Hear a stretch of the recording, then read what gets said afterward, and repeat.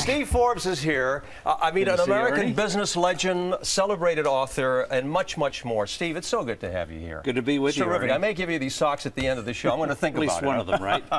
Steve, this is a wonderful thing. When you think about so many companies, and you know them, who do these terrific things by donating their time, money, products, and so forth to charity, it's very impressive. It's very uplifting.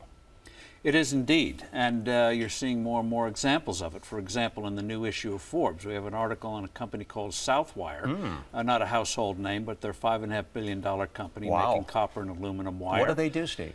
Copper and aluminum wire. And what they do is they started this special plant in Georgia for kids in high school who are very, very troubled. The head of the program says, I don't want kids with good grades who go to school. I want troubled kids. Kids whose parents have been arrested for drug abuse and that kind of thing.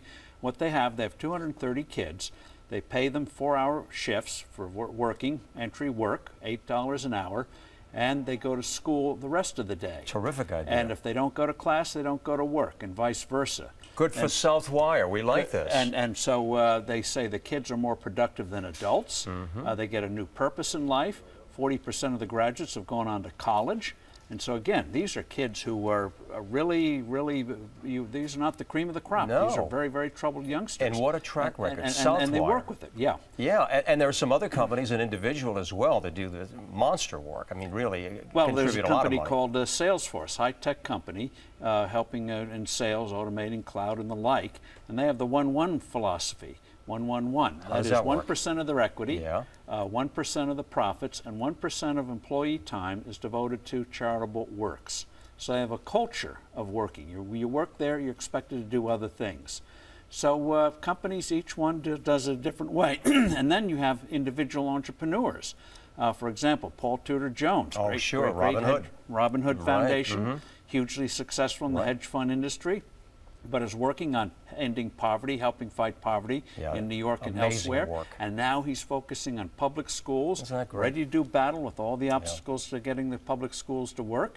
And as Warren Buffett said, you don't, if you're not doing something that's risky, and these are all people are willing to take risks, you're not going to make the breakthroughs. You can easily write a check to a charity that's been around for a while, but these are innovators trying to do something a little different. You know, Steve, I know you've heard this quote, true success is having the ability to help others. And when you're able to do something like that and seeing tangible results, I mean, knowing that you've made a difference, what a great thing that is, and especially to learn that, and you and I are both supporters of this, young, early in life, to remember that. Exactly, and getting the habit at a very, very early age. And many of the entrepreneurs we see now at a younger and younger age beginning to get involved using their entrepreneurial abilities. And this gets the whole thing of commerce. Commerce ultimately means you succeed by meeting the needs and wants of others. Effective philanthropy, meeting the needs and wants of others, but doing it in ways that haven't been done in the past and make real breakthroughs. Well, you've been a great supporter of that. You as an individual and your company, and you're a fine example. So, you know, we thank you for sharing a lot of that, because we all have to remember, you know, that there's an opportunity out there to really reach out and do something and be part of this difference in life. And I know that you're a firm supporter. And a lot of people do it through contributing time. Yes. You know, volunteering. Need a big wallet, trying to figure out what's the way to make a difference. Terrific. And make a difference in one life, that's huge. Steve, always good to see you. A pleasure. Thank you for being here today. Thank you. All right, Steve Forbes.